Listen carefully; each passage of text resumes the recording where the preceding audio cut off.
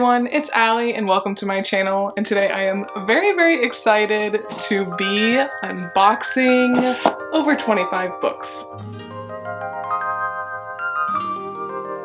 Alright, so yes, I have, I believe, 27 books from Book Outlet to unbox with you guys, and I actually probably am going to just unbox them and then show you because I have a couple series in here that I'm sure are spread out and I want to talk about them together. And I'm really trying to limit the amount of books I buy this year, and I figured a good way to do it would be to do a big haul in the spring now and then also one for my birthday in the fall. And the one for my birthday in October will be pretty much like the one last year, where I just kind of keep a list of all the books that I really want to get, and I get the books from various places, Book Outlet, thrift store, Amazon, etc. But I think my spring book haul will always be just a very nice big Book Outlet book haul. So not sponsored in any way, but I am a huge Book Outlet fan. You can find a whole playlist of unboxings from them. I really like this site because you are getting brand new books for super great deals, because I believe how it works is that they just get overflow from like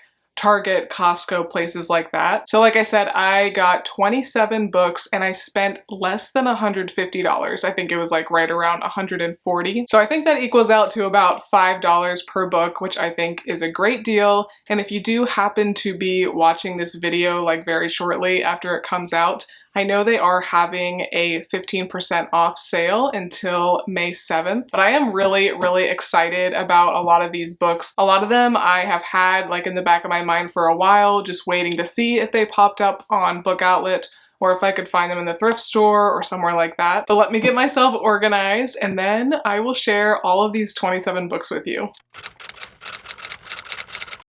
Alright, literally like 10 minutes later, I have everything pretty sorted, so I will include chapters down below. I honestly have way more thrillers than I thought I did, and I don't really have hardly any historical fiction because I do have a lot of historical fiction on my shelf right now. And for me, I feel like my romance genre is like the thriller genre, as in I feel like a lot of people read romance as kind of like an easy escape read, very much like an entertaining read. And I don't really like romance, but that's kind of how I feel about thrillers. They seem to always get me out of a reading rut. A lot of times I could read them in like a day and a half. They're a great rainy weekend read. Let's go ahead and get into these thrillers, and some of these might not be classified perfectly as a thriller, but that's at least the vibe. So up first, we actually have a series, and I was so excited to see that Book Outlet had all of these books. I don't know if these are all of them in the series, there might be one more, but this is The Naturals by Jennifer Lynn Barnes, who did write the Inheritance games. And I will say it is rare for Book Outlet to have like all the books in a series like this, especially the first one. So even though I have not read the first one yet and I wouldn't necessarily recommend this tactic,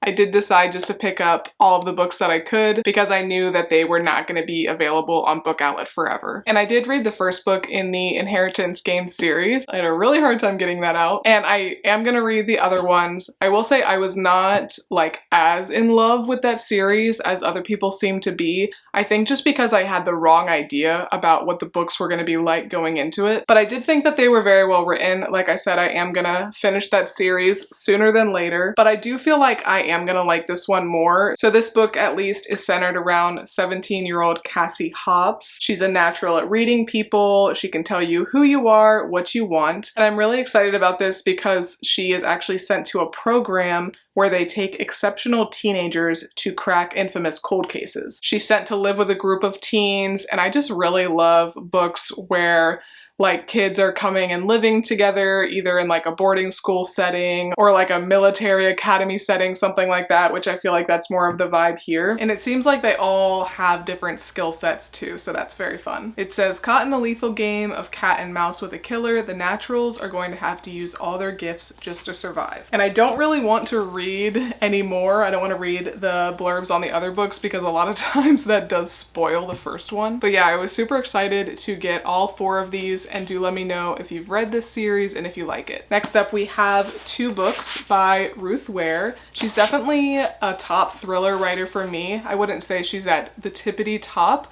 I think I had the misfortune of reading like my favorite book that I've read from her first, and that one was The Turn of the Key. That has been my personal favorite by her so far. So the first one we have is The It Girl, and this sounds so good to me already. I feel like this is going to end up being one of my favorites from the author. It says, vivacious, bright, occasionally vicious, and the ultimate it girl, the main character April quickly pulled Hannah into her dazzling orbit. Together they developed a group of devoted and inseparable friends during their first term, but by the end of the second, April was dead. And now it is a decade later, and Hannah and one of the other friends, Will, are expecting their first child, and the man convicted of killing April has died in prison, and it sounds like new information is coming out that is showing that the person who was convicted was not actually the killer. And I'm sure there's gonna be secrets that are coming out about other people in this friend group, and that just sounds like a perfect little thriller to me, so I will for sure be getting to this one soon. And then the other book that I picked up by Ruth Ware is The Lying Game, and that is actually a Reese's Book Club pick, and I do a lot of times like Reese's picks. And her blurb on the back is actually, so many questions until the very last page. Needless to say, I could not put this book down. I feel like that's her blurb on like every book though. She's always like, I couldn't put it down. But I do love Reese Witherspoon, and if you didn't know, I am now living in the Charleston area. I recently moved from Columbus, Ohio, and I was like looking to see what celebrities live in Charleston, and I guess she does have a house in the area, so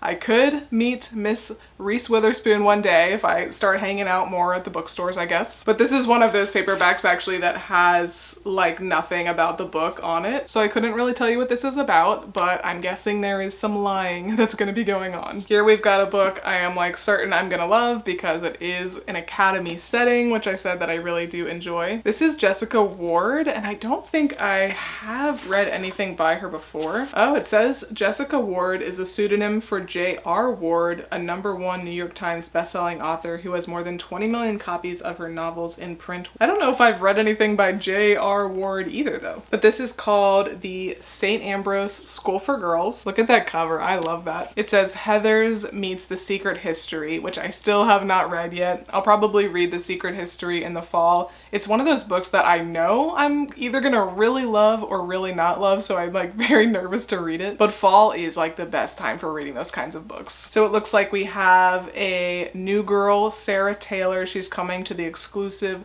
St. Ambrose school. She doesn't quite fit in. She's not like the it girl. And the queen bee of the school, Greta, she picks Sarah as a target from day one. And it says, when scandal unfolds and someone ends up dead, her world threatens to unravel in ways she never could have imagined. It is a dangerous, delicious, twisty tale that will stay with you long after you turn the last page. I hope so. Some YA thrillers are really, really good. I feel like it's rare for them to become like favorites, aside from like A Good Girl's Guide to Murder, but a good YA thriller is always a lot of fun to read. And then speaking of YA thrillers, I did pick up One of Us Is Back, and this is the third book in the One of Us Is Lying series, and I do already have the first two. I've read the first one, still need to read the second one, so I figured I would just pick it up when I could get it for a good price. This one I'm not sure if it's actually a thriller, but I did get Finley Donovan Is Killing It and Finley Donovan Knocks 'Em Dead, and these are the first two books in this series. And I have heard really, really excellent things about these books. I know some people even say they're like their favorite books, so high expectations here. Hopefully it doesn't disappoint. So these books are thrillers, but there is a strong like comedic vibe to them. There's a lot of humor, which I do really enjoy. Like I do like the Thursday Murder Club mysteries, not so much because I think that the twists are so good or anything like that, but I really love the characters in that series, and I'm feeling like it's probably going to be a similar vibe here. And I love the first sentence already. Finley Donovan is killing it, except she's really not. She's a stressed out single mom of two, a struggling novelist, and Finley finds her life is in chaos. When Finley is overheard discussing the plot of her new suspense novel with her agent over lunch, she's mistaken for a contract killer, and she accepts an offer to dispose of a problem husband. It says it's fast-paced, deliciously witty, and wholeheartedly authentic in depicting the frustrations and triumphs of motherhood. So I think this is going to be a great series to get into. I've been wanting to read the first book for quite a long time now, a couple years now. So yeah, when I saw it on Book Outlet, I just snatched it up. Alright, just a few more thrillers, and then I promise we are going to be talking about some other genres. Okay, this was another one that I have been hearing a lot about. I've been seeing it everywhere, and I just wanted to pick it up up when I found it for the right price. And that is Killers of a Certain Age by Deanna Rayborn, maybe. And I like the blurb on the front. Says, the 60-something lady assassins book we didn't know we needed, but oh, we needed it. So we've got 4 main female characters, and they have worked for an elite network of assassins for 40 years. And they are targeted by one of their own. So I think this is going to be a fun read, and maybe it will be kind of like Thursday Murder Club vibes, where it is centered on a group of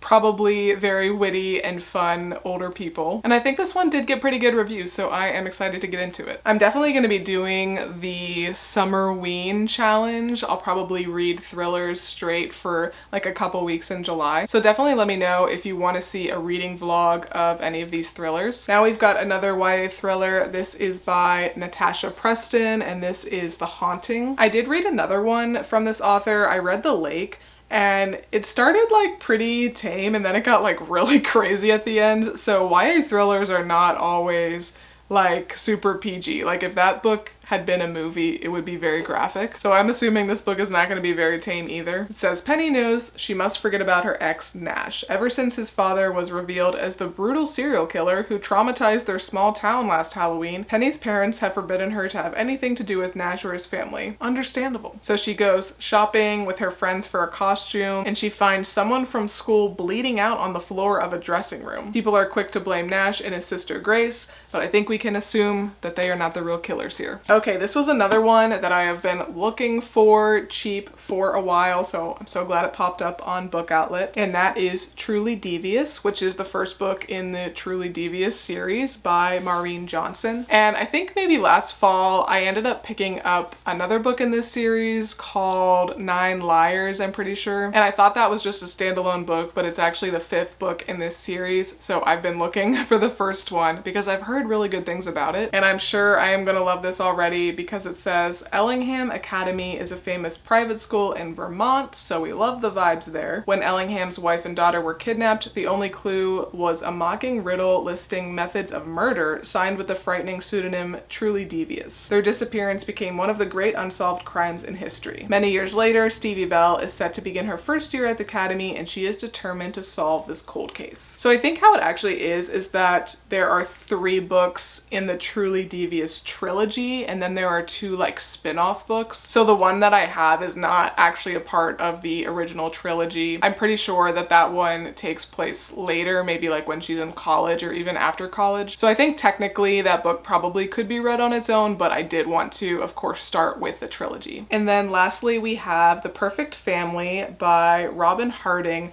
I don't think I've read anything by this author before. I really like the simplicity of this cover. It's one that I have been looking out on Book Outlet for a while, honestly. Thomas and Viv Adler are the envy of their neighbors, attractive, successful, with well-mannered children and a beautifully restored home. Until one morning when they wake up to find their porch pelted with eggs. And they've got all these other things going on. They finally take it to the police dismiss the attacks, and these attacks get worse and worse on the family. And this sounds like it's gonna be good too, because of course this perfect family is not so perfect, and everyone in the Adler family is keeping a secret. So I love an unreliable narrator. I love these thrillers where it focuses on a perfect family or a perfect couple, and you are slowly finding out their dirty secrets. Now I'm gonna quickly talk about these 3 books, which are very different from the last, and I'm not gonna really dive too much into them because I'm gonna do a whole reading vlog reading these 3, because I am just so fascinated by this genre, I guess you would say. These 3 books are all Amish, and I don't know about you, but every time I go to a bookstore, every time I go to a library, there are just massive sections of these books that are focused on Amish people, the Amish community, and I'm just very curious. I have always seen them and I've never picked one up, so let me know if you like these types of books. Are they good? Are they charming? I'm thinking they're just gonna be really feel-good stories, but I tried to get different types of books. Like this one is called The Farm Stand, and look how cute it looks. And this one I think is more of a romance, so so we'll see how that goes. And as someone who is religious, I like that they're talking about God in the books, so maybe this will be like my new favorite kind of romance. And then I also wanted to pick up one that was more of a mystery. So this one is The Crow's Call, and it says it is book 1 in the Amish Greenhouse mystery series. So I guess this will just be like a cozy little mystery. Also look at the author, she is too cute. And then the last one I got is The Amish Picnic, and this is a book of short stories. And they actually all are by different authors. So we've got Baskets of Sunshine, Candlelight Sweethearts, Reeling in Love, like fishing reel, and Picnics and Prospects. So I'm actually really excited for that video, but do let me know what your experience is with that genre, if that is its own genre. Now we do have a few fantasy books here to talk about. I always like fantasy when I'm into it, but I am not one of those people who can just read like fantasy back to back to back. I don't always love to be immersed in a completely different world, which is why I do actually tend to prefer magical realism stories. But yeah, I'm excited to break up my thrillers with some fantasy. So first up we have Sisters of Sword and Song, and this is by Rebecca Ross, who did write the Divine Rivals duology, and I read the first one. I really enjoyed it. I'm definitely going to read the second one eventually, but this book was definitely written before those two came out. And I like that the main characters of this story are sisters. After 8 years, Evidne, I have no idea these fantasy names, she will finally be reunited with her older sister Halcyon, who has been serving in the Queen's army. But when Halcyon returns a day early, Eva immediately knows something's wrong. Halcyon is on the run after being charged with murder. Her life is spared, but she ends up getting 5 years hard labor, 5 years imprisonment, and 5 years serving the house she has wronged. Eva pulls a Katniss and she volunteers to serve the army instead of her sister. But as the sisters begin their sentences, they quickly learn that there are fates much worse than death. So I do like the vibe. I think it could be very good. It doesn't sound to me like it's going to be super duper over the top fantastical, which I do prefer. Next up, we've got one I'm really looking forward to. Don't ask me how to say this correctly. I'm gonna go with Clytemnestra, I don't know. But this is a beautiful, beautiful cover. Warrior, Mother, Murderer, Queen. So this, I believe, is a Greek mythology retelling, which I do really enjoy. It says, you were born to a king, but you marry a tyrant. You stand by helplessly as he sacrifices your child to the gods. You watch him wage war on a foreign shore, and you comfort yourself with violent thoughts of your own. Because this was not the first offense against you. This was not the life you ever deserved. And this will not be your undoing. Slowly you plot. This is a thrilling tale of power and prophecies, of hatred, of love, and of an unforgettable queen who fiercely dealt out death to those who wronged her. So we've got a little revenge story here, and it is pretty thick, so I'm guessing she's gonna get revenge on a lot of people. Yeah, I do really like Greek mythology retellings, but I definitely have to be in the mood for them because the names are a lot. You have to like remember all these different details. But I just find when I really have time to get sucked into them, I really, really enjoy them. Okay, and then these two are not the same. They're not by the same author or anything, but I got sucked into them because I have heard people talking about them on the interwebs. And sometimes I really like books that people talk about, and sometimes I really don't. So we'll see how these go. This one is called The Hurricane Wars. It says, the fates of two bitter enemies with opposing magical abilities are swept together in the Hurricane Wars. This is actually the first book in a trilogy set in a Southeast Asia inspired world ravaged by storms. Perfect for fans of Sarah J. Maas. I wonder how many books they put that on. She should get some money for that. So it sounds like we're definitely gonna have some enemies to lovers. The main girl, Taliesin, which is a much more exotic way of saying my own name, I feel like. She has a deadly secret that she's got all this magical ability, and then Prince Alaric, he has been told to obliterate any threats to the Night Empire's rule. So it sounds like he's gonna be trying to kill the main character and they will fall in love. So hoping for good things. There's honestly a lot of good reviews on the back from very famous authors, from Ali Hazelwood, from Hannah Witten, and many, many more. So I'm hoping that this is gonna be the start to a very good trilogy. And then this book is a lot thicker than I expected. We have Throne of the Fallen, and it says deception is the most wicked game of all. And I have seen this author around a lot, but I don't think I've ever read anything by her. Oh yeah, she wrote the Stalking Jack the Ripper series and the Kingdom of the Wicked series. That's definitely Where I've Heard Her Before. I've never read that one, so let me know if you like Kingdom of the Wicked and if I should get into that one. And I'm pretty sure this is the start of a series 2. Oh, just kidding. It says it is a standalone romantic fantasy. I'm a little bit nervous because it says she's making her adult debut, so I'm guessing there's going to be some graphic content, which I do not personally like in romantic books, romantasy books. We've got The Prince of Envy, and then we've also got Miss Camilla Antonius. To avoid a ruinous scandal, Camilla is forced to enter a devil's bargain with Envy. Together, Envy and Camilla must embark on a perilous journey through the underworld, from glittering demon courts to the sultry vampire realm and beyond,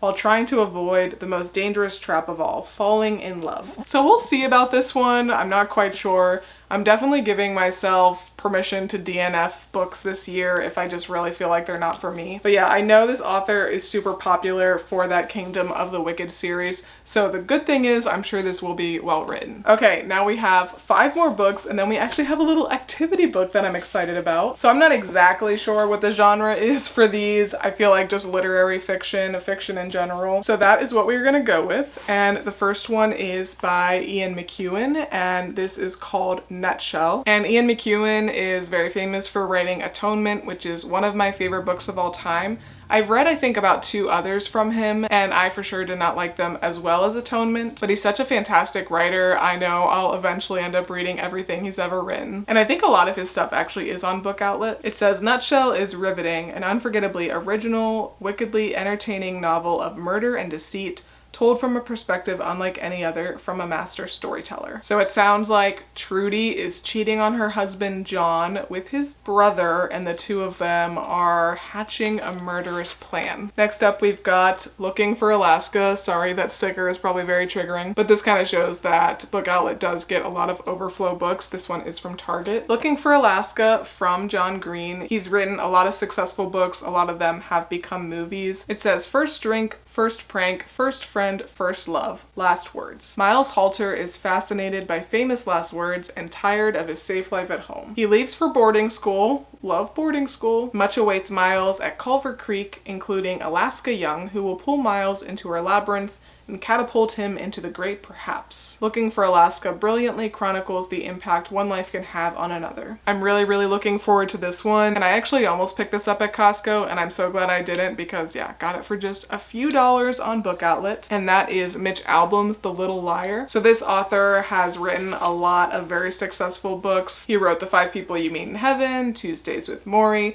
My personal favorite though from him is The Magic Strings of Frankie Presto. It is a magical realism type historical fiction story that I just thought was amazing, and that is one that I'm actually going to reread pretty soon because I still can't stop thinking about it. I think I'm going to make a video like that soon actually, like 10 books that I still can't stop thinking about years later, and that would be on that list. But I think I'm really going to like this one because it is another historical fiction from the author. It says Mitch Albom returns with his most important novel to date, an unforgettable story of truth and lies set during the Holocaust. I could pretty much guarantee that this is going to be very sad and emotional, but if anybody could write a very solid book that is set during the Holocaust, it would be this author. So I'm gonna have to be in the right mindset to read it, but I think it's probably gonna be a 5-star read. And funny enough, we have a blurb from Mitch Albom on the cover of the next book. So this is We Are the Light by Matthew Quick. He wrote the Silver Linings Playbook. And if you've only ever seen that movie and you never read the book, I would definitely recommend reading the book because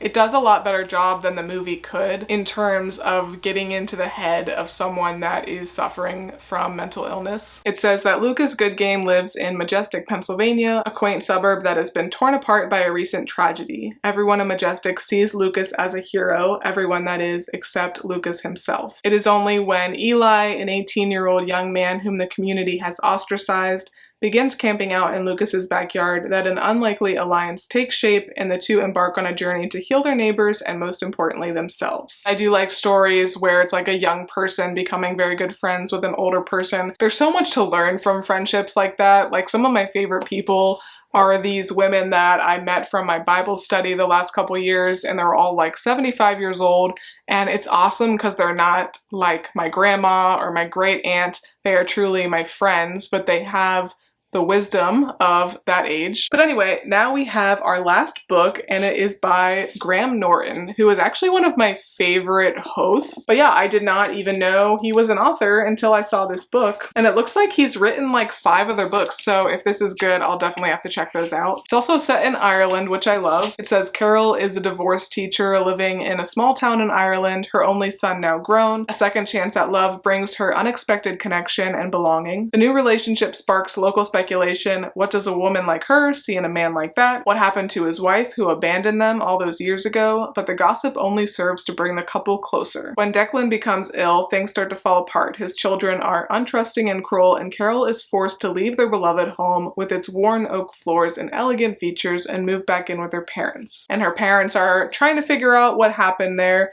And it says, in his tense and darkly comic new novel, Norton casts a light on the relationship between mothers and daughters and truth and self-preservation with unnerving effect. But alright, the last thing is not a novel. It is a paint by sticker activity book. I think this is going to be really fun. I'm really trying to do less things on screens or even just staring at a book. So I feel like this will be a fun little creative activity, and I like it because you really can't mess it up too bad. But I mean, this is like quite detailed. If you can see how tiny those little spots for the stickers are. But then when you finish, you have like a really famous painting. So this one would be the Mona Lisa. And there on the back, you can see some of the other paintings that it has. So I think that this will be really fun, and I would recommend looking on Book Outlet, not only for books for other people for gifts, but also things like this. I've gotten my nieces a couple different books, a couple different activity books off of Book Outlet for only like $5 each. So yeah, if you've got kids that you want to buy paperback books for cheap, or you are just looking